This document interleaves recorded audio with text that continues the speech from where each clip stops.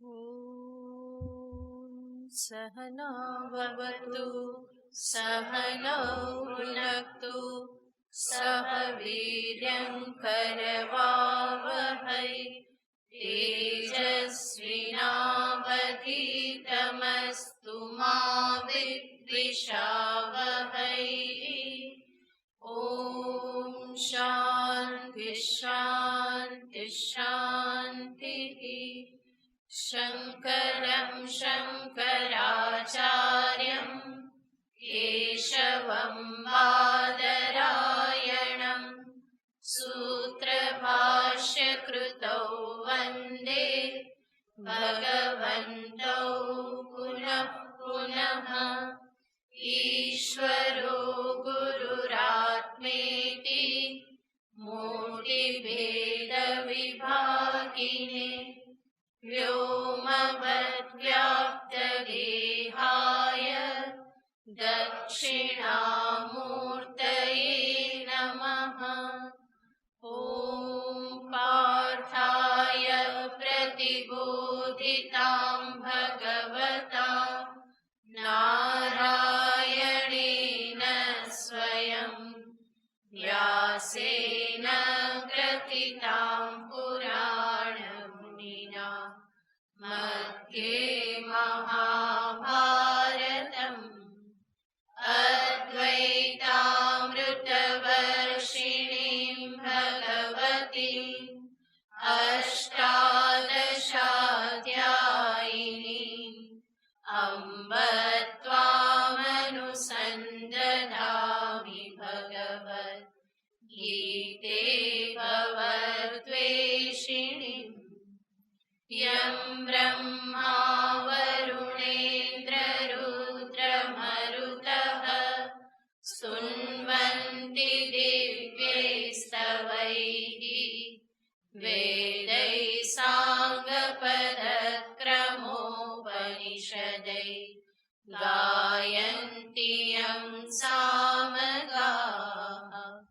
ध्यानावस्थिततद्गतेन मनसा पश्यन्ति यं योगिनः यस्यान्तं न विदुःसुरासुरगणा देवाय तस्मै नमः।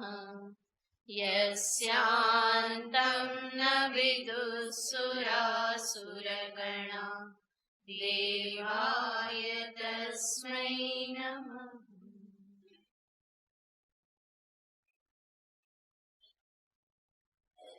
श्रीभगवानुवाच अमानित्वमदम्भित्वम् अहिंसा क्षान्तिरार्जवम् आचार्योपासनं शौचं स्थैर्यमात्मविनिग्रहः इन्द्रियार्थेषु वैराग्यम् अनहङ्कार एव च जन्म मृत्युजरा व्याधि दुःखदोषानुदर्शनम् असक्तिरनभिष्वङ्गः पुत्रदारगृहादिषु नित्यं च समचित्तत्वम् इष्टानिष्टोपपत्तिषु मयि चानन्ययोगेन भक्तिरव्यभिचारिणी विविक्तदेशसेवित्वम् अरतिर्जनसंसदि अध्यात्मज्ञाननित्यत्वम् तत्त्वज्ञानार्थदर्शनम् एतत् ज्ञानमिति प्रोक्तम् अज्ञानं यदतोऽन्यथा।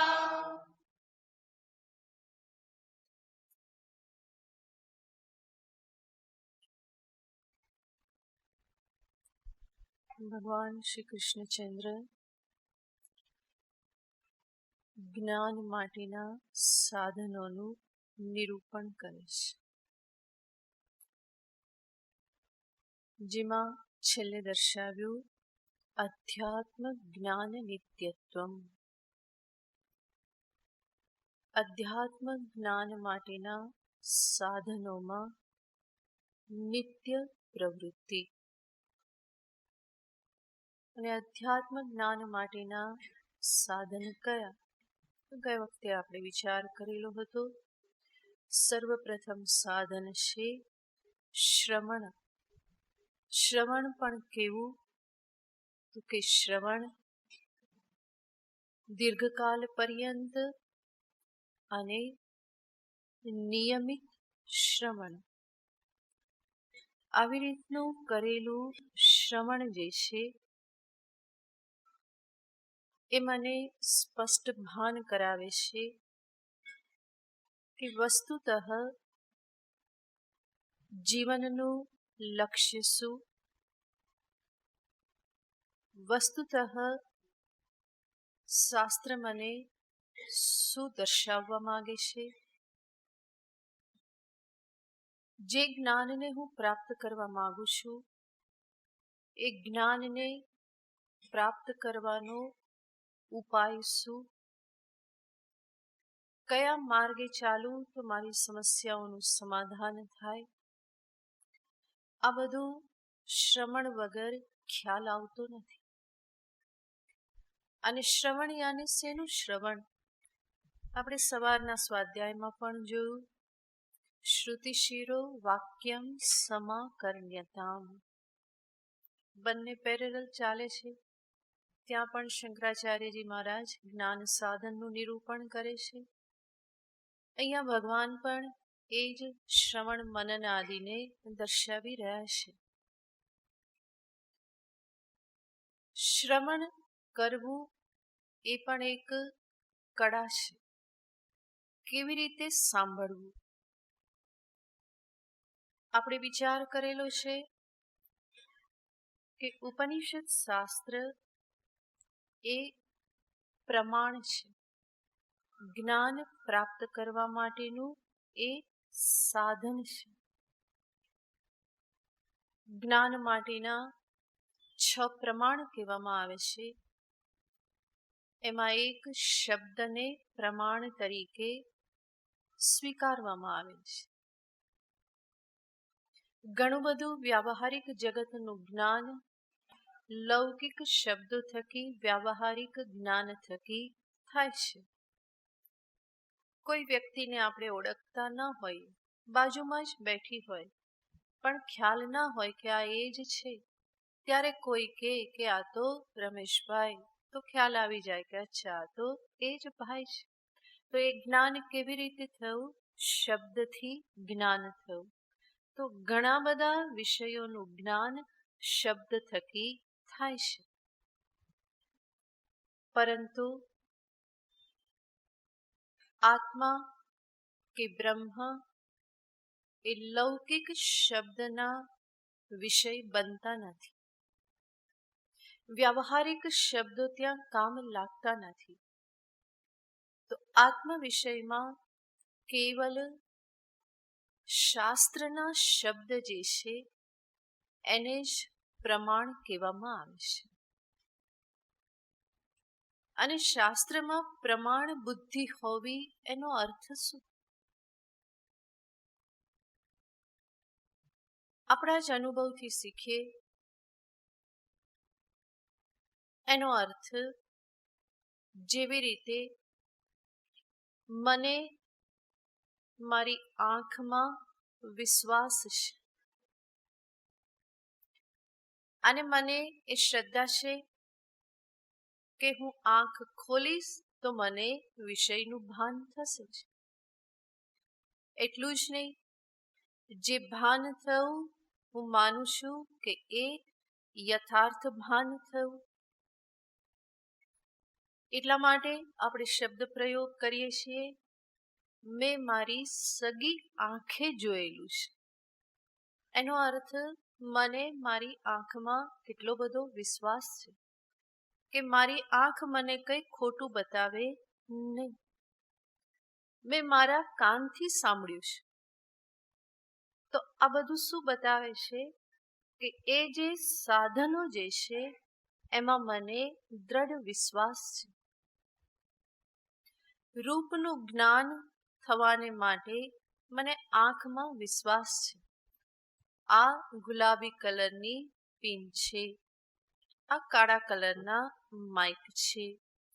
આ મને દ્રઢ વિશ્વાસ સાથે જણાય છે કે મારી આંખ જે મને બતાવે છે એ યોગ્ય છે.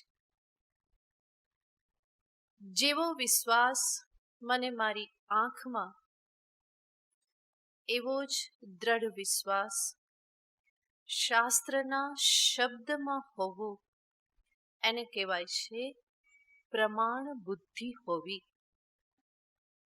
જેવી રીતે આંખમાં મને પ્રામાણ્ય બુદ્ધિ છે કે મારી આંખ મને યોગ્ય દર્શન કરાવે છે, એવી જ રીતે ઉપનિષદ શાસ્ત્ર, વેદશાસ્ત્ર એમાં એવી બુદ્ધિ બની જવી કે આ શાસ્ત્ર મને જ્ઞાન જે જોઈએ છે એ યથાર્થ જ્ઞાન મને એ શાસ્ત્રથી જ પ્રાપ્ત થશે.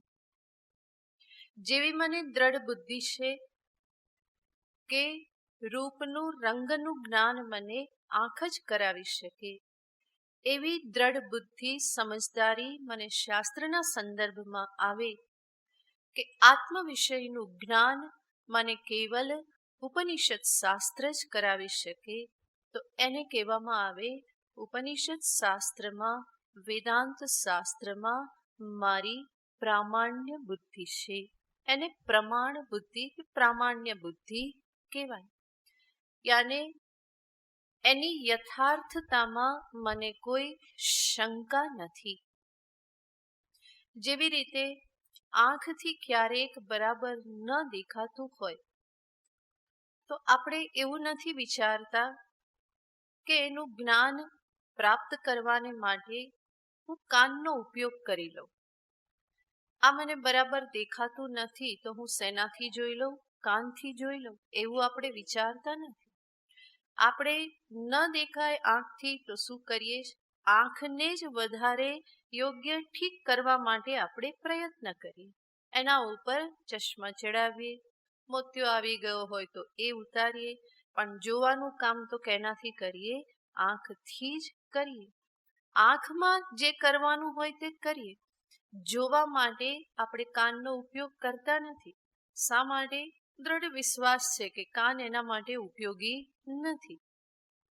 રૂપના જ્ઞાનને અર્થે કોણ સાધન છે? ચક્ષુરિન્દ્રિય સાધન છે.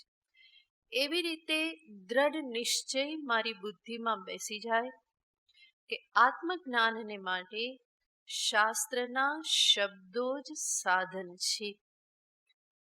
પછી આત્મ વિષયક જ્ઞાનને માટે જેવી રીતે હું આંખને બદલે કાનનો ઉપયોગ વિચાર નથી કરતો, એવી જ રીતે આત્મજ્ઞાનને અર્થે શાસ્ત્રને છોડીને બીજા કોઈ સાધનને અર્થે હું વિચાર ન કરું કે એનાથી મને જ્ઞાન થઈ જશે. તો એવા પ્રકારનો દ્રઢ નિશ્ચય એને કહેવાય છે શાસ્ત્રમાં પ્રામાણ્ય બુદ્ધિ. અને આવી પ્રામાણ્ય બુદ્ધિ સાથે શ્રવણ કરવું એનું નામ જ છે સાચું શ્રવણ. એ દ્રઢ શ્રદ્ધા સાથે, વિશ્વાસ સાથે કે આ શાસ્ત્રના શબ્દો જ આત્મ વિષયક જ્ઞાન મારા અંતરમાં ઉત્પન્ન કરશે. તો એક તો પ્રામાણ્ય બુદ્ધિ પૂર્વક શ્રવણ કરવું. શ્રવણની બાબતમાં બીજી બાબત એ ધ્યાન રાખવાની છે શ્રવણ વિષયમાં કે શબ્દ જ્યારે પ્રમાણ છે તો જે શબ્દ વક્તાના મુખમાંથી નીકળે છે એ શબ્દને હું મારા બધા જ પૂર્વગ્રહો, માન્યતાઓને એક બાજુ રાખી અને સાંભળવા પ્રયત્ન કરું. મારા પોતાના ખ્યાલોને, મારી માન્યતાઓને, મારા રાગ દ્વેષને એમાં ઉમેરીને નહીં, પરંતુ ખુલ્લું દિલ રાખીને,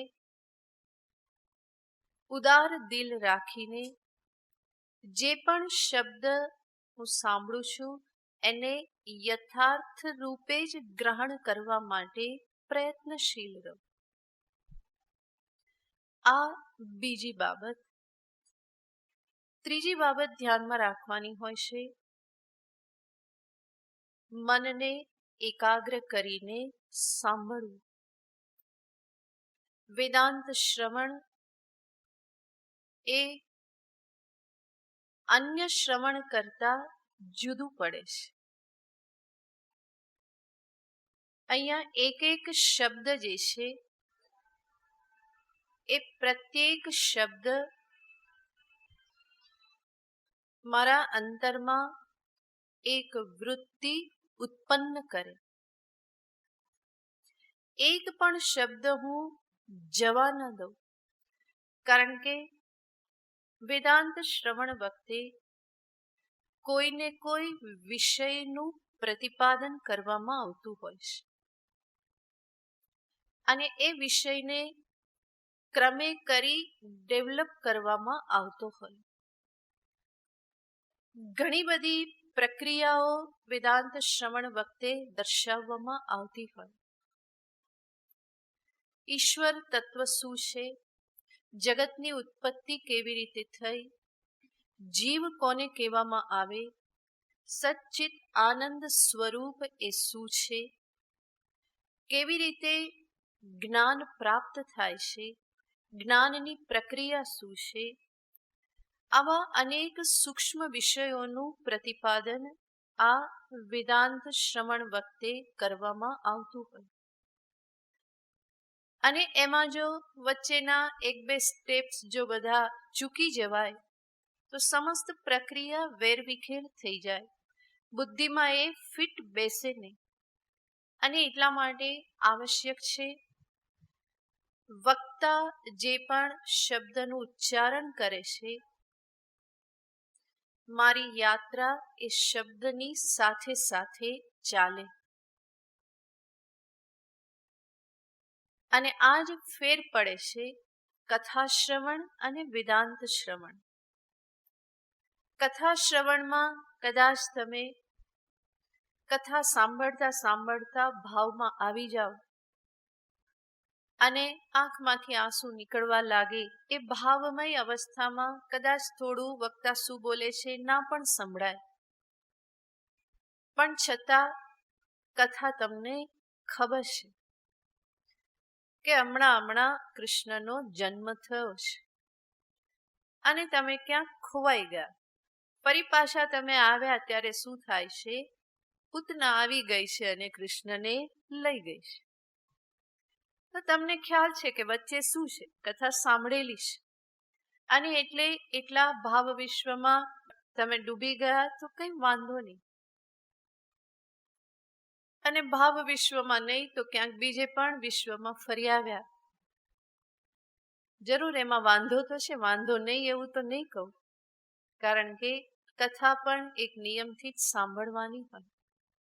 કથાને આપણે એવી બહુ જ હલકી ફૂલકી લઈને એને સાંભળવાની ના હોય. એનું પણ એક વિશેષ પ્રયોજન છે. પણ છતાં પણ ત્યાં તમે ફરીને આવ્યા અને એટલી વારમાં શું થયું તો કે કૃષ્ણ ગોકુળ છોડીને બધા ક્યાં ગયા, વૃંદાવન રહેવા જતા રહ્યા. ફરી પાછા ફરીને આવ્યા તો વૃંદાવન છોડીને મથુરા પહોંચી ગયા. તો ખ્યાલ છે કે વચ્ચે શું છે. પરંતુ વેદાંત શ્રવણમાં એવું નહીં ચાલે. અહીંયા તો એકાગ્રતાથી એક એક શબ્દની સાથે એને સાથે લઈ અને મારે આગળ ચાલવાનું છે. અહીંયા કોઈ ભાવુકતાને કોઈ સંબંધ નથી. સાંભળતા સાંભળતા વાહ વાહ થઈ ગયા, ભાવમાં આવી ગયા. ભાવમાં આવવા જેવું નથી. કે અહીંયા જે છે એ સમજવાની વસ્તુ છે, વિવેક કરવાની વસ્તુ છે, સત્ય સુધી પહોંચવાની આ વસ્તુ છે. માટે અહીંયા ભાવમાં ખેંચાવાથી કામ ના ચાલે. અહીંયા તમારે જોવાનું છે કે શું દર્શાવવામાં આવે છે. જે દર્શાવવામાં આવી રહ્યું છે એને હું સ્પષ્ટ જોઈ શકું છું, મારું મન એનો સ્વીકાર કરી શકે છે કે નહીં. તો આ સત્યના શોધનો આ માર્ગ છે. એટલે અહીંયા ભાવુકતાથી કામ ન ચાલે. અહીંયા આવી અને ધ્યાનમાં બેસી ગયા તો પણ નુકસાન જ છે, કારણ કે ધ્યાન કરતા કરતા આ બધું સાંભળી નહીં શકાય. જે સાંભળવાનું હતું, જે સમજવાનું હતું એ ચૂકાઈ જાય છે.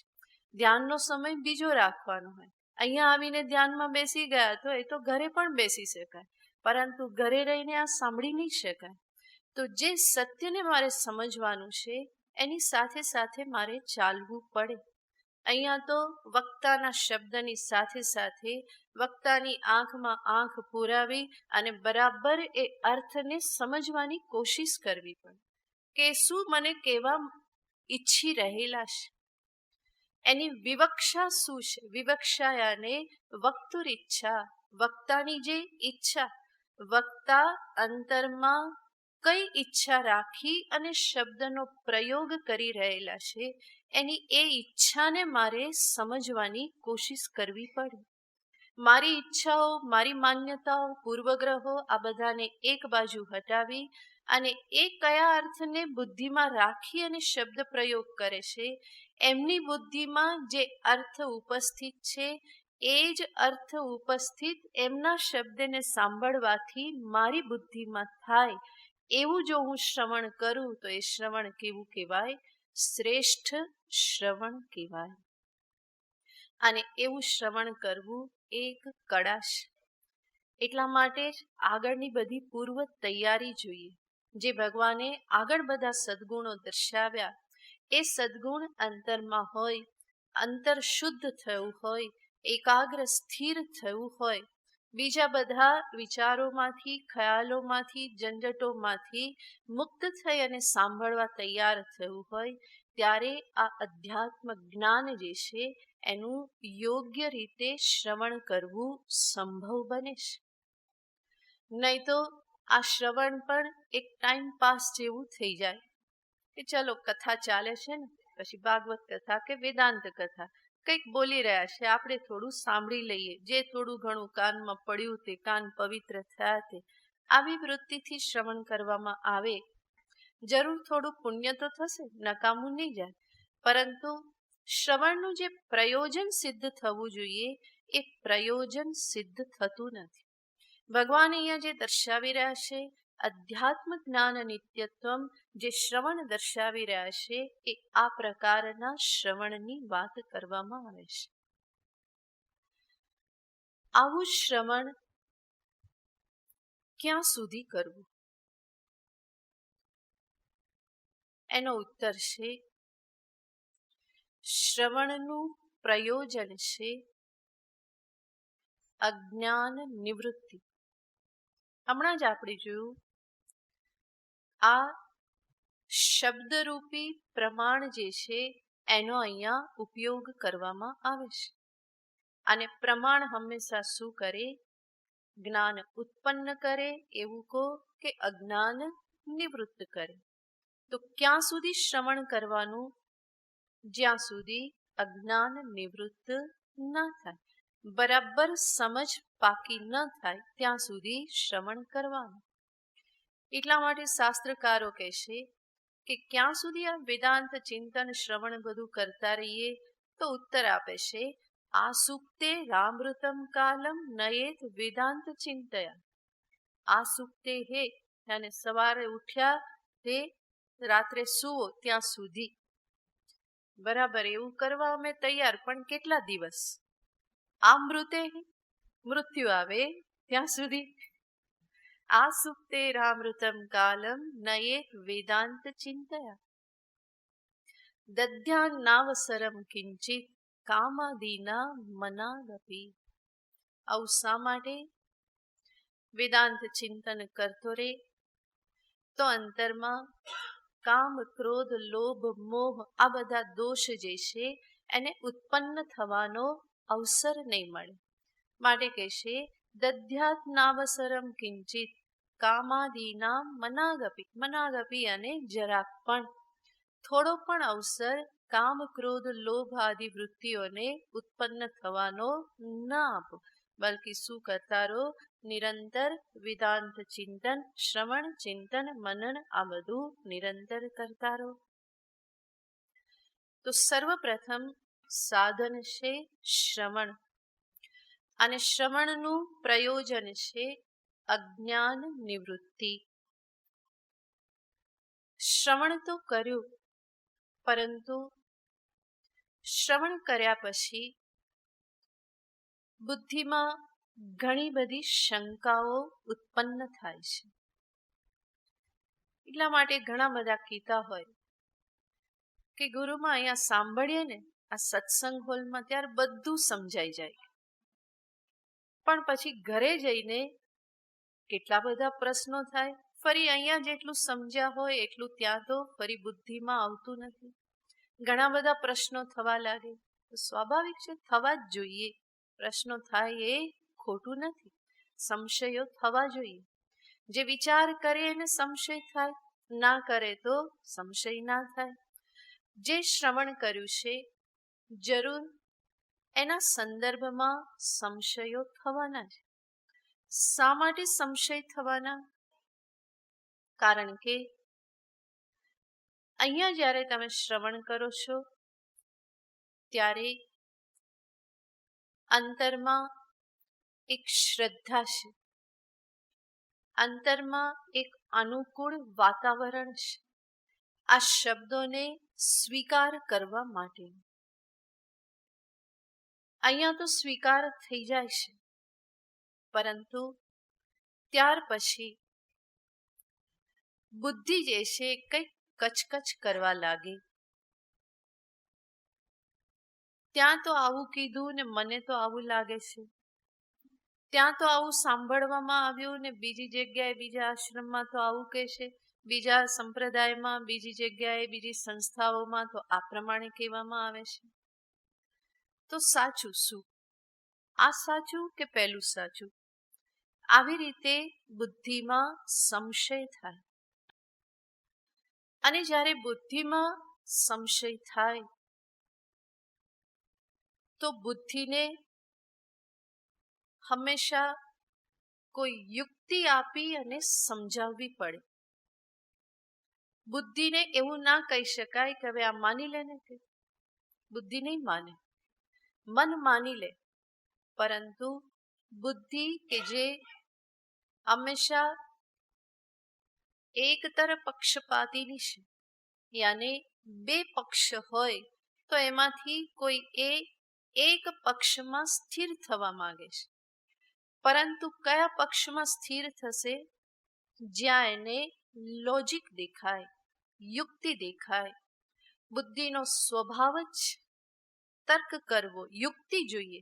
જ્યાં એને યુક્તિ મળે એનો એ સ્વીકાર કરે.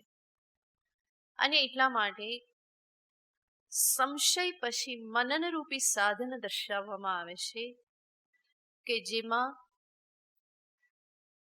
યુક્તિપૂર્વક લોજિક સાથે જેમાં વિચાર કરવામાં આવે. આમ તો શ્રવણની સાથે સાથે જ ઘણું બધું મનન કરાવી દેવામાં આવતું હોય છે. સ્વયં ઉપનિષદ શાસ્ત્ર જ પ્રશ્ન ઉઠાવે, વક્તા જે છે એ સ્વયં પ્રશ્ન ઉઠાવે, સંશય કરે અને એનો ઉત્તર ફરી દર્શાવે. તો શ્રવણ કાલે જ ઘણું બધું મનન કરાવી દેવામાં આવતું હોય છે. પરંતુ એને આત્મસાત કરવાને માટે ફરી મારે શાંતિથી બેસવું પડે. બુદ્ધિમાં એક દ્રઢ નિશ્ચય પ્રાપ્ત કરવાને અર્થે જે યુક્તિઓ આપવામાં આવી એનો વિચાર કરી, મારી જાતે પણ યુક્તિઓને સામે રાખી અને મારે બુદ્ધિને એક પક્ષમાં સ્થિર કરવાની રહેશે. ત્યારે એ સંશય નિવૃત્ત થયો કહેવાય. જેમ સામાન્ય વ્યવહારમાં આપણને ઘણા બધા સંશય થતા હોય છે. તમે અહીંયા આવો એની પહેલા અનેક વખત તમને એવું થતું હશે, આજે જવું કે ના જવું, આ જવું કે ન જવું એ શું છે? સંશય છે. અને પછી તમે વિચાર કરો, ના ના જઈ આવું, કંઈક નવું કહેશે ને પછી મને નહીં સમજાય, રહી જશે. આ શું થયું? યુક્તિ થઈ. બુદ્ધિ ઠેકાણે હોય તો સારી યુક્તિ કરે, અને ઠેકાણે ના હોય તો ખોટી યુક્તિ પણ કરે. એક દિવસ ન ગયા તો શું હવે? આજે રજા છે, પૂરી રજા જ રાખો ને, તો એ પણ એક યુક્તિ છે. એ આધાર રાખે છે બુદ્ધિમાં કેવા સંસ્કારો છે, કેટલી સુસંસ્કૃત છે, બુદ્ધિમાં કઈ વસ્તુની વેલ્યુ છે, એના આધારે આ બધી યુક્તિઓ તર્ક એ કરે છે. એવું જ શાસ્ત્રના સંદર્ભમાં છે. શ્રવણ કર્યા પછી અનેક પ્રકારના સંશયો, એની નિવૃત્તિ અનેક પ્રકારની યુક્તિઓ દ્વારા કરવામાં આવે છે. એટલા માટે જ કહેવામાં આવે કે વેદાંત જ્ઞાન જે છે એમાં કંઈ માની લેવાનું નથી. વિચાર કરો, સમજો, તમારી બુદ્ધિ સ્વીકાર કરે તો સ્વીકારો. જ્યાં સુધી ન સ્વીકાર કરે ત્યાં સુધી પ્રશ્ન કરવાની છૂટ છે. હંમેશા પ્રશ્નને આવકારવામાં આવે છે. ક્યારેય એવું કહેવામાં આવતું નથી કે માની લો. વેદાંતના આચાર્ય ગુરુ ક્યારેય એવો શબ્દ પ્રયોગ નહીં કરે, હું કહું છું માટે માની લો. કારણ કે જાણે છે કે હું કંઈ કહેતો જ નથી. આ તો બધું કોણ કહેશે? ઉપનિષદ શાસ્ત્ર કહેશે, કૃષ્ણ કહેશે, ઋષિ મુનિઓ કહી ગયા, સાક્ષાત પરમાત્મા કહેશે. અને એમણે જે કહેલું છે એમાં એમને કંઈ અયુક્તિયુક્ત લાગતું નથી. જે કહેવામાં આવેલું છે એ સંપૂર્ણ યુક્તિથી યુક્ત છે, લોજિક છે. બધાની પાછળ લોજિક રહેલું છે. અને એટલે જ એમણે કહેવું પડતું નથી કે હું કહું એ માની લો. જરૂર વેદાંતમાં શ્રદ્ધાને સ્થાન આપવામાં આવે છે, પરંતુ એ શ્રદ્ધાનો ઉપયોગ આવી રીતે કરવામાં આવતો નથી કે હું કહું માટે માની લો, ગુરુ કહે એટલે માની લેવાનું, કંઈ નહીં બોલવાનું, એવું નથી. શાસ્ત્ર જે વિષયનું પ્રતિપાદન કરે છે એ સત્યનું પ્રતિપાદન છે. એમાં કંઈ માનવાનું નથી, બલકે સત્યને સમજવાનું છે અને સત્યને સમજીને જીવવાનું છે. આ જ વેદાંત જ્ઞાન છે. અને એના માટે હંમેશા પ્રશ્નને આવકારવામાં આવે છે. જ્યાં સુધી સંશય હોય ત્યાં સુધી પૂછો. દર્શાવવામાં આવે છે એ દિશામાં વિચાર કરી અને એને સમજવાનો પ્રયત્ન કરો. શ્રદ્ધાને એટલે દર્શાવવામાં આવે છે કે મને જે કંઈ પણ કહેવામાં આવે એને હું તત્ક્ષણ નકારી ન કાઢું, પરંતુ શાસ્ત્રમાં પ્રામાણ્ય બુદ્ધિ છે તો હું પહેલા એને એક યોગ્ય અભિગમ સાથે, એક પોઝિટિવ એટીટ્યુડ સાથે હું એનું શ્રવણ કરી શકું. એટલા માટે શ્રદ્ધાને દર્શાવવામાં આવે છે. જેવી રીતે મારી આંખનો ઉપયોગ હું કેવી રીતે કરું છું? વિશ્વાસથી, શ્રદ્ધાથી કરું છું. અને જે શ્રદ્ધાથી આંખનો ઉપયોગ કરું છું અને જે મને દર્શાવે છે એને હું સ્વીકાર કરું છું. એવી જ રીતે શાસ્ત્રમાં એ શ્રદ્ધા, એ પોઝિટિવ એટીટ્યુડ સાથે હું શાસ્ત્રના વચનોને સ્વીકારી શકું. એટલા માટે શ્રદ્ધાને દર્શાવવામાં આવે છે. પરંતુ અધ્યાત્મ જ્ઞાનમાં, અધ્યાત્મ ક્ષેત્રમાં, અજ્ઞાનના ક્ષેત્રમાં શ્રદ્ધા જે છે એ હંમેશા અંતતો ગત્વા જ્ઞાનમાં પરિણમે છે. શ્રદ્ધા અંત સુધી શ્રદ્ધા માત્ર જ નથી રહેતી, બલ્કિ શ્રદ્ધા શું બની રહેશે? એ સાક્ષાત જ્ઞાન જ બની રહેશે. એ સત્યને જ્યારે હું બરાબર સમજી લઉં તો પછી મારે શ્રદ્ધા નથી રાખવાની રહેતી, બલ્કિ એને તો હું સ્પષ્ટ રૂપે સત્ય તરીકે જ સ્વીકારી લઉં છું કે હા, આવું જ છે. જેવી રીતે આ ક્લિપ ગુલાબી છે, એને જોયા પછી મારે શ્રદ્ધા રાખવી પડે છે? ના ના, મને બહુ જ શ્રદ્ધા છે. શેમાં શ્રદ્ધા છે? આ ગુલાબી છે એમાં હું બહુ જ શ્રદ્ધા રાખું છું. એવી શ્રદ્ધાની જરૂર નથી. એને જોયું, એ જ્ઞાન થયું, પછી એ સ્પષ્ટ જ છે. પછી શ્રદ્ધાની આવશ્યકતા નથી. સાધકને માટે શાસ્ત્રમાં શ્રદ્ધાની આવશ્યકતા છે. જેણે જ્ઞાનને પ્રાપ્ત કરી લીધું એના માટે શ્રદ્ધાની કોઈ આવશ્યકતા નથી. સત્ય જ ઉપલબ્ધ થઈ ગયું, સત્ય સમજાઈ ગયું, સ્પષ્ટ થઈ ગયું કે આ તો આ પ્રમાણે જ છે. પછી શ્રદ્ધારૂપી ભાવની ત્યાં એને આવશ્યકતા રહેતી નથી. આ જરૂર એની શ્રદ્ધા બની રહેશે, પરંતુ શ્રદ્ધાનો પછી ત્યાં ઉપયોગ રહેતો નથી. આત્મ વિષયના સંદર્ભમાં અન્ય જે વિષયો છે એમાં જરૂર એની શ્રદ્ધા રહે છે. શાસ્ત્ર નિરૂપણ કરે છે, સ્વર્ગ નર્કનું નિરૂપણ કરે છે, મારે સ્વીકારવું રહ્યું, શાસ્ત્ર એનું નિરૂપણ કરે છે. જરૂરી નહીં કે મને આંખોથી દેખાઈ જાય, કારણ કે આંખ એના માટે સાધન છે જ નહીં. જરૂરી નહીં કે એની સુગંધ મને આવી જાય, કંઈક મને સંભળાઈ જાય, એ એના માટે પ્રમાણ નથી. જેના જ્ઞાન માટે જે પ્રમાણ હોય એ જ મારે સ્વીકાર કરવું રહ્યું. સ્વર્ગ અને લોક એ અલૌકિક વિષયો છે. એ મારી આંખોથી હું જોઈ ન શકું, એ ઉપલબ્ધ સાધનોથી હું એને સિદ્ધ ના કરી શકું, પરંતુ ઉપનિષદ નિરૂપણ કરે છે. સ્વર્ગનું નિરૂપણ કરતા નચિકેતા કહેશે, સ્વર્ગે લોકે ન ભયમ કિંચનાસ્તિ ન તત્ર ત્વમ ન જરયા બિભેતિ. નચિકેતા યમરાજાને કહેશે કે સ્વર્ગ લોક એવો છે કે જ્યાં ન કિંચિત ભયમ અસ્તિ, ત્યાં કઈ ભય લાગતો નથી. એટલું જ નહીં, નચિકેતા કહેશે કે સ્વર્ગલોક એવો છે હે યમરાજ કે જ્યાં તમારો પ્રવેશ નથી. તમે જ્યાં જતા નથી. દેવો અમર છે, એને લેવા માટે તમે જતા નથી. તો જ્યાં યમરાજાને માટે નો એન્ટ્રી, એને શું કહેવાય? સ્વર્ગ કહેવાય. એટલું જ નહીં, નચિકેતા કહેશે સ્વર્ગલોકમાં કોઈને વૃદ્ધાવસ્થા આવતી નથી. ન જરયા, જરાયાને વૃદ્ધાવસ્થા. દેવતાઓને આપણે બુઢા થયેલા જોતા નથી. આજે પહેલેથી એવું સ્વરૂપ છે, બ્રહ્માજી છે, દાદા જેવા તો એવા જ છે, જેવા છે એવા, એનાથી વધારે બુઢા થતા નથી કે હવે એમના હાથમાં લાકડી આવી ગઈ, એવું થતું નથી. અને અન્ય દેવ જેટલા છે એટલા જ છે, તો એ વૃદ્ધ થતા નથી. તો આ બધું નિરૂપણ ઉપનિષદ શાસ્ત્રમાં છે, વેદ શાસ્ત્રમાં છે. કર્મ કરવાથી પાપ અને પુણ્યની ઉત્પત્તિ થાય છે.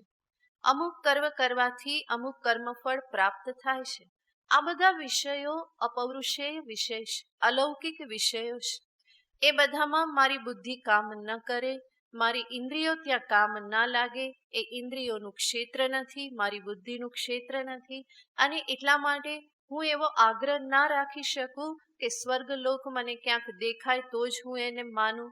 પાપ પુણ્ય કોણે જોયેલા છે એવી રીતે હું કહી ન શકું, કારણ કે એ બધાને જોવા માટે કે સાંભળવા માટે કે એને સમજવા માટે મારી પાસે યોગ્ય સાધન જ નથી, ઇન્દ્રિયોની એ કેપેસિટી જ નથી, અથવા મારી પાસે એવા કોઈ મશીનો પણ નથી કે જેના થકી હું એને પ્રૂવ કરી શકું.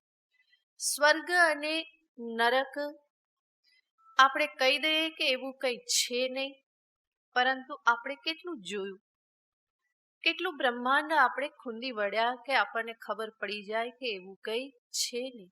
ગતિ કેટલી આપણી, ચંદ્ર સુધી ગતિ કે બહુ તો મંગળ સુધી પહોંચી શકાશે, એનાથી આગળ કોઈ ગતિ છે નહીં. અને આ બ્રહ્માંડ તો 14 ભુવનનું બ્રહ્માંડ છે. હું જે કંઈ પણ જોઈ શકું એ આ મર્ત્યલોકને જ જોઈ શકું, એનાથી આગળ નહીં.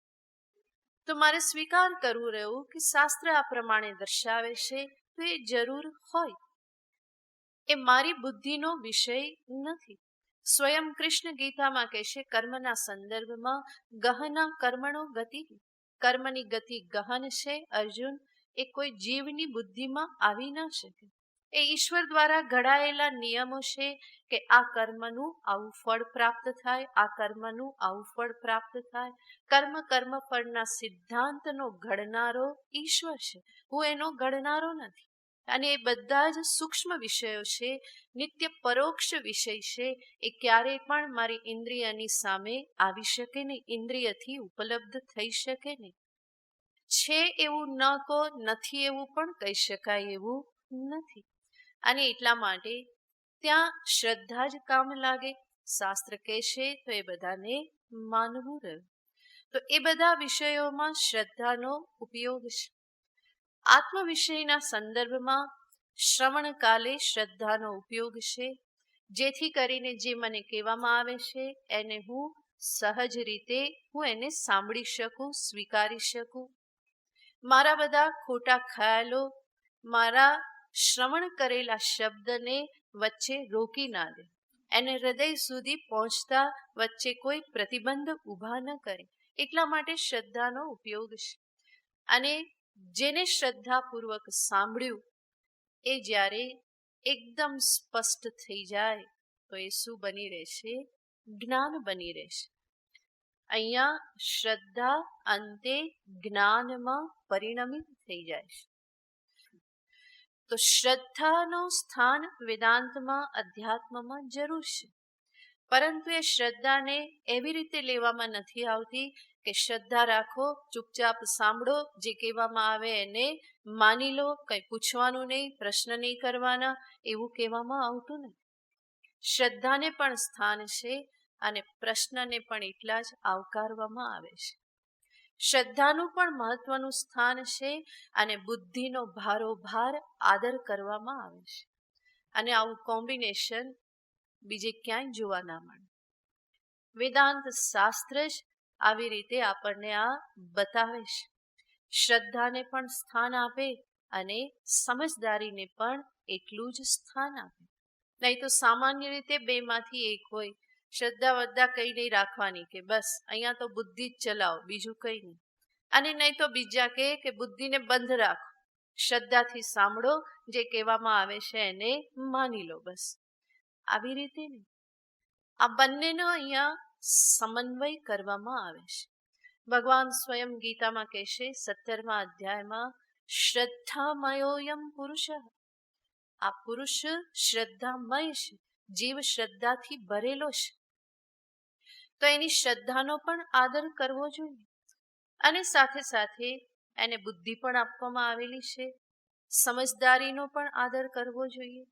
તો આ રીતે વેદાંત શાસ્ત્રમાં શ્રદ્ધાને સ્થાન છે. શ્રવણ કરતી વખતે શ્રદ્ધાથી કરો, મનન કરો ત્યારે યુક્તિનો આશ્રય લો, પણ સાથે સાથે શાસ્ત્રના શબ્દમાં શ્રદ્ધા હોય. સંશય નિવૃત્તિ જરૂર યુક્તિથી કરવાની છે, પરંતુ શાસ્ત્રમાં શ્રદ્ધા હશે તો મારી બુદ્ધિ ઠેકાણે ચાલશે અને યોગ્ય યુક્તિ એ કરશે. નહીં તો ખોટા તર્ક લગાવી અને શાસ્ત્રના શબ્દોને ઉડાડવાની કોશિશ કરશે.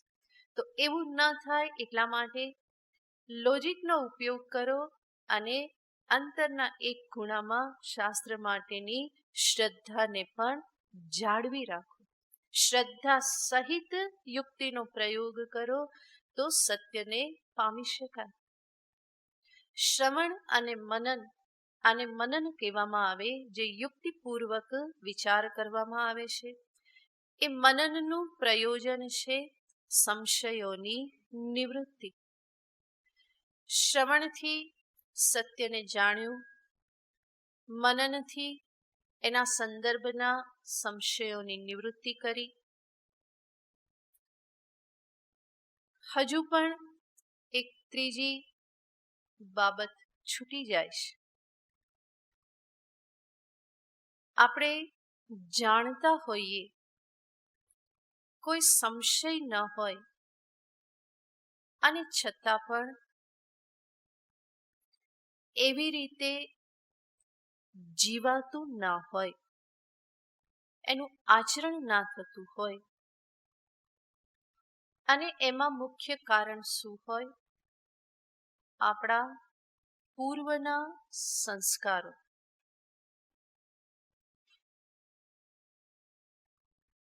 જેને શાસ્ત્રની ભાષામાં કહેવામાં આવે છે વિપરીત ભાવના. યાને શ્રવણ વખતે દર્શાવવામાં આવે, હું કોણ છું મને બતાવવામાં આવે છે. કહેવામાં આવે છે તું આ શરીર નથી, ઇન્દ્રિય નથી, મન નથી, બુદ્ધિ નથી. મનોબુદ્ધિ અહંકાર ચિત્તાની નાહમ, બધા આપણે ગાઈએ જ છીએ. ચિદાનંદ રૂપ શિવોહમ શિવોહમ. આ શિવોહમ શિવોહમ કરતો કરતો ક્યારે રડવા લાગે ખબર ના પડે, ક્યારે ગુસ્સે થઈ જાય ખબર ના પડે. તો એને શું કહેવાય? જ્ઞાન આત્મસાત થયું નથી. કારણ કે શિવજી ક્યારેય રડતા નથી. જો એમણે રડવાનું નાટકે કર્યું નથી. કૃષ્ણએ તો નાટકે કર્યું, કેટલી વાર રડવાના નાટક કર્યા. યશોદા મૈયા સામે ને ગોપીઓ સામે કેટલી વાર નાટક કર્યા. રામજીએ પણ નાટક કર્યું. સીતાજીને લઈ ગયા તો એમણે પણ રડવાનું નાટક કર્યું. શિવજીને ક્યારેય સાંભળ્યું કે રડ્યા? પાર્વતીજી એ પોતે અગ્નિમાં ભસ્મીભૂત થઈ ગયા તો પણ શિવજી રડ્યા નથી. એમને ગુસ્સો આવે પણ રડ્યા નથી. તો શિવોહમ કરે અને ફરી પાછો રોદણા રોતો રહે, તો એ તો ક્યાંય મેળ બેસતો નથી. અહીંયા સમજાવવામાં આવે તો આ દેહ ઇન્દ્રિય આદિ નથી. મનન કરીને પણ હું સ્પષ્ટ રીતે એ બાબતના બધા જ સંશયોને નિવૃત્ત કરી દઉં. અને છતાં પણ જાણતો હોવા છતાં પણ ફરી ફરીને કઈ બુદ્ધિ બની જાય, હું આ દેહ છું, મારું નામ આ છે, હું આ પ્રમાણે છું, આમ છું. આ ફરી ફરીને બુદ્ધિ બની જાય છે. એની પાછળનું કારણ શું છે? પૂર્વના સંસ્કારો. આ પ્રમાણે આદત પડેલી છે. હેબિચ્યુઅલ એરર આ થતી જ રહે. અને જ્યારે આપણને કોઈ એવી ટેવ કે આદત પડી ગઈ હોય, એમાંથી મારે છૂટવું હોય તો શું કરવું પડે? કોઈ ચમત્કાર કામ ના લાગે. કોઈ માથે હાથ મૂકી દે એનાથી ના થઈ જાય. એના માટે શું કરવું પડે? બહુ સજાગતા સાથે ફરી ફરીને મારે એ યાદ રાખવું પડે કે મારે આ નથી કરવાનું. જેટલી વાર કરું એટલી વાર ફરી મારે યાદ દેવડાવવું પડે કે આ નહીં. ફરી કરું, ફરી યાદ દેવડાવવું પડે કે આ નહીં. જેમ એના માટે બહુ જ સરસ દ્રષ્ટાંત આપણે અનેક વખત સાંભળેલું છે. આપણા ઘરમાં આપણે રંગરોગાન કરાવીએ અને ત્યારે આપણને એવો વિચાર આવે કે આ ભીત ઉપર જે ઘડિયાળ છે, હવે એની જગ્યા બદલીને કઈ બાજુ કરી દઈએ? બીજી બાજુ કરી દઈએ. કારણ કે બધું પરિવર્તન થઈ જાય છે. ફર્નિચર આ તે બધું બદલાઈ ગયું. એ ઘડિયાળને આપણે જે ભીત હતી એનાથી સામેની દિવાલે રાખી દઈએ. હવે વર્ષોથી આપણને આદત છે, સમય જોવો હોય તો આપણે ક્યાં જોઈએ? આમ જોઈએ. અને ત્યાં કંઈ દેખાય નહીં. પછી આપણે મનમાં શું બોલીએ? અરે હવે તો આ બાજુ છે. આપણે પોતે જ ત્યાંથી નિશ્ચય કરી અને ઘડિયાળ બીજી બાજુ રાખીશ. આપણો જ નિશ્ચય છે. અને છતાં પણ ભૂલાઈ જાય છે. અને આપણે કઈ બાજુ જોઈએ? એ જ બાજુ જોઈએ. જોઈને ફરી પાછું મનને યાદ અપાવીએ, હવે તો આ બાજુ, ફરી આ બાજુ જોઈએ. આવું થોડા દિવસ ચાલ્યા કરે. શા માટે ત્યાં જોઈએ છે? કારણ કે આદત પડી ગઈ છે. કે સંસ્કાર એવા બેસી ગયા છે કે ટાઈમ જોવાનો એટલે આમ જ જોવાનું. હવે એમાંથી બહાર નીકળવા માટે જેટલી વાર હું ત્યાં જોઉં એટલી વાર ફરી મારે મારી બુદ્ધિને શું કહેવું પડે, ત્યાં નહીં, આ બાજુ.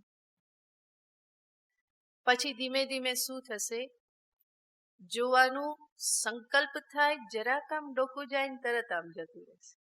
પહેલા તો શું થતું હતું, આખા ફરી જતા હતા અને પછી થાય કરે કઈ નથી. પછી જરાક આમ જાય, પૂરું ફરે ને એ પહેલા આમ જ જોઈ જઈએ, કારણ કે આપણને વહેલું યાદ આવી જાય છે. થોડા દિવસ થાય પછી એ બાજુ નજર નથી જતી, સીધું આપણે ક્યાં જોઈએ છીએ, જે જગ્યા ફરી ગઈ એ બાજુ જ જોઈએ છીએ. અહીંયા સ્પષ્ટ આપણને દેખાય, આપણે જાણીએ છીએ આપણો નિશ્ચય છે, અને છતાં પણ પૂર્વના સંસ્કારને કારણે ફરી ફરી આપણે ત્યાં જોઈએ છીએ. એમાંથી મુક્ત થવાનો ઉપાય એ જ છે, જેટલી વાર જોયું એટલી વાર ફરી સત્યને યાદ અપાવીએ કે હવે સત્યતા શું છે, ઘડિયાળ આ બાજુ છે, હવે ટાઈમ જોવા માટે આ બાજુ જોવાનું છે. અને જેટલા એ સંસ્કાર દ્રઢ થતા જાય એટલા જ આ સંસ્કાર શિથિલ થતા જાય અને પછી એ દૂર થાય છે. એવું જ અહીંયા પણ છે. ફરી ફરીને મને શું બુદ્ધિ બની જાય છે, હું આ દેહ છું, અને એમાંથી બહાર નીકળવા માટે જે પણ સાધના કરવામાં આવે છે એ ત્રીજા સાધનનું નામ છે નિદિધ્યાસનમ. શ્રવણ મનન નિદિધ્યાસન. નિદિધ્યાસન યાને વેદાંતિક મેડિટેશન, વેદાંત દ્વારા દર્શાવવામાં આવતું ધ્યાન.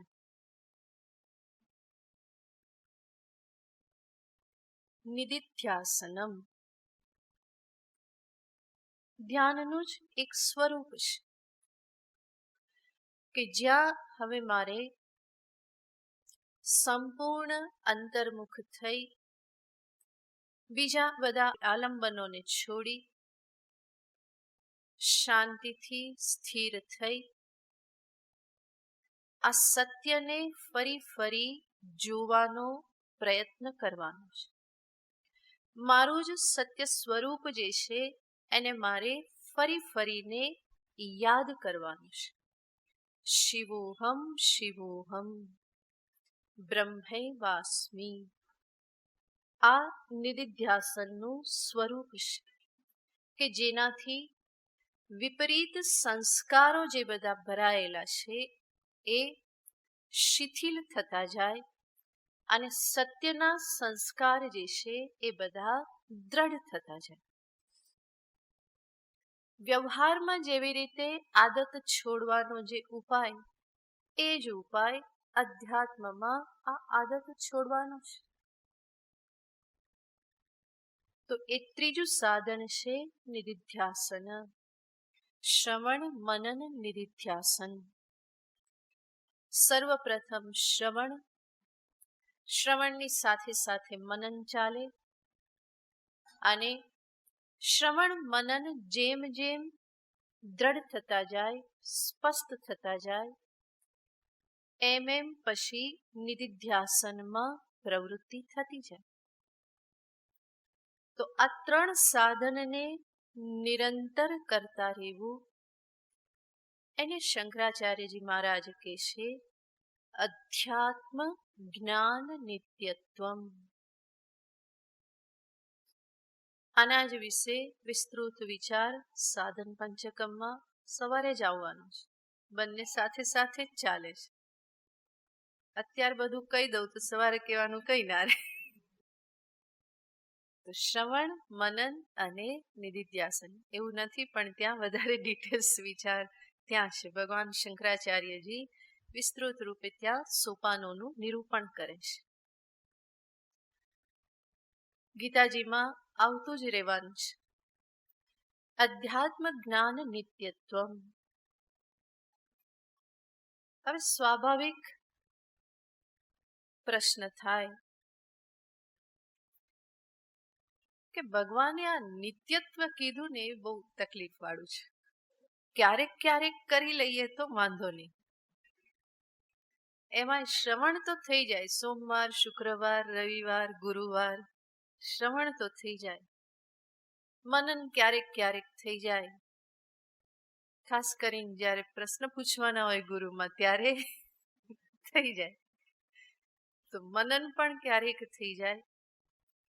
નિધિધ્યાસન ભાગ્યે જ થાય. તો આ ત્રણેય સાધન જે છે એમાં નિત્યત્વ જાળવી રાખવું એ બહુ તકલીફ વાળું છે. અને આમ પણ એમાં જ તકલીફ છે. કોઈ પણ વસ્તુમાં નિયમિતતા જાળવવી, નિયમતઃ કરવું, રેગ્યુલર કરવું, એના માટે તો પ્રયાસ કરવો જ પડતો હોય છે. અને ભગવાન કૃષ્ણ આપણે જાણીએ જ છીએ, એવું કંઈક અંદર મૂકી દે ને કે આપણે ફસાઈ જઈએ. અધ્યાત્મ જ્ઞાનની સાથે, અધ્યાત્મ જ્ઞાનના સાધનમાં પ્રવૃત્તિ, એની સાથે શું મૂકી દીધું? નિત્યત્વમ. ભગવાન કૃષ્ણ પણ જાણે છે કે આ જાળવવું કઠિન છે. અને એટલા માટે એનો ઉપાય દર્શાવતા છેલ્લું મૂલ્ય દર્શાવે છે. આ નિત્યત્વ જાળવી રાખવા માટે શું હોવું જોઈએ? તો આગળ કહેશે તત્વ જ્ઞાનાર્થ દર્શનમ. આ 20મું છેલ્લું મૂલ્ય છે. ભગવાને 20 મૂલ્યો દર્શાવ્યા. નિત્યત્વ ક્યારે જળવાય રહે? ભગવાન કહેશે જ્યારે તત્વ જ્ઞાનાર્થ દર્શન કરશો ત્યારે નિત્યત્વ જળવાશે. એનો અર્થ શું?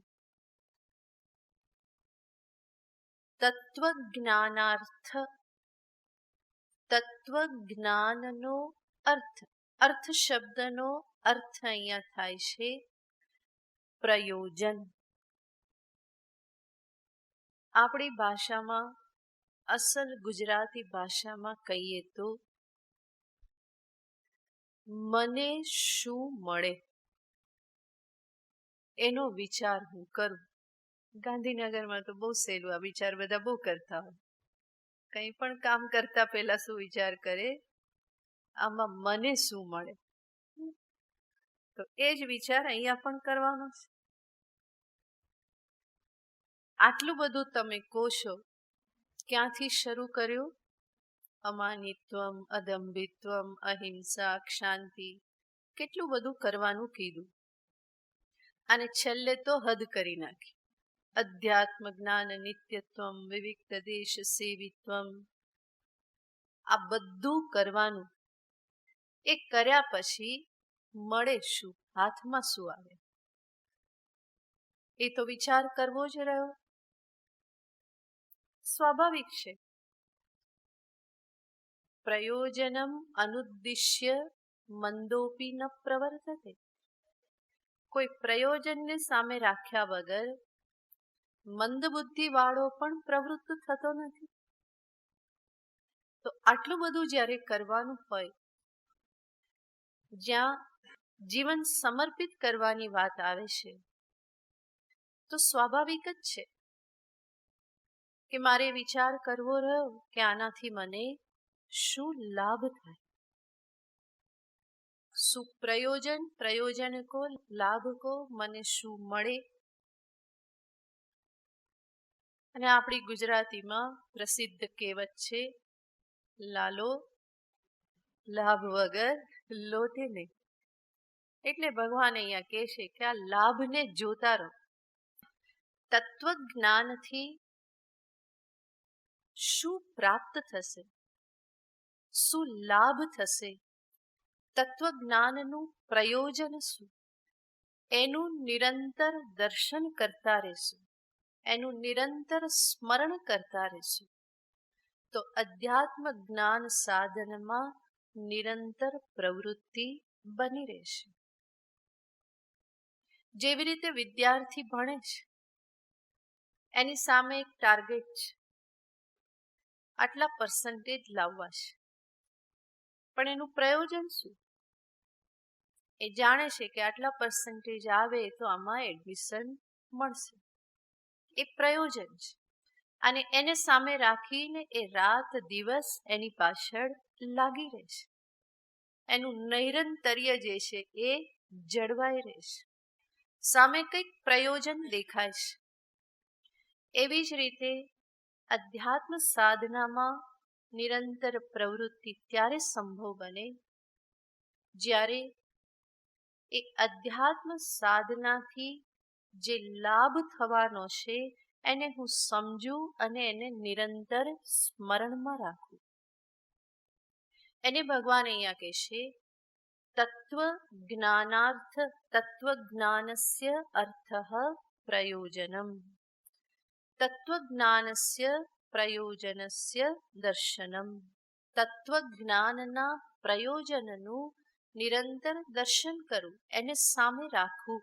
યાને જેને હું પામવા માગું છું એ લક્ષ્યને હું સામે રાખું તો એના માટે પ્રવૃત્તિ થતી રહે.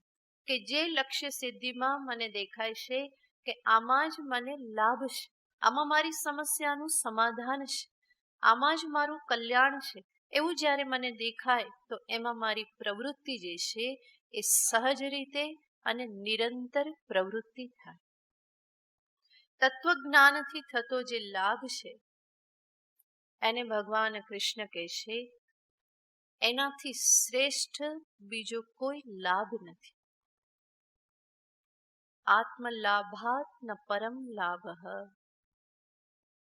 જ્ઞાનનું જે ફળ જે છે એનાથી શ્રેષ્ઠ બીજું કોઈ ફળ નથી. જ્ઞાનનું જે ફળ છે એને જ હું જન્મો જન્મથી ઝંખતો આવ્યો છું.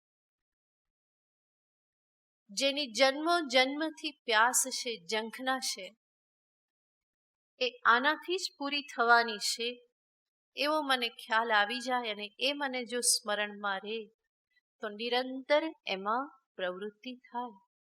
તો એને કહેવામાં આવે છે તત્વ જ્ઞાનાર્થ દર્શનમ.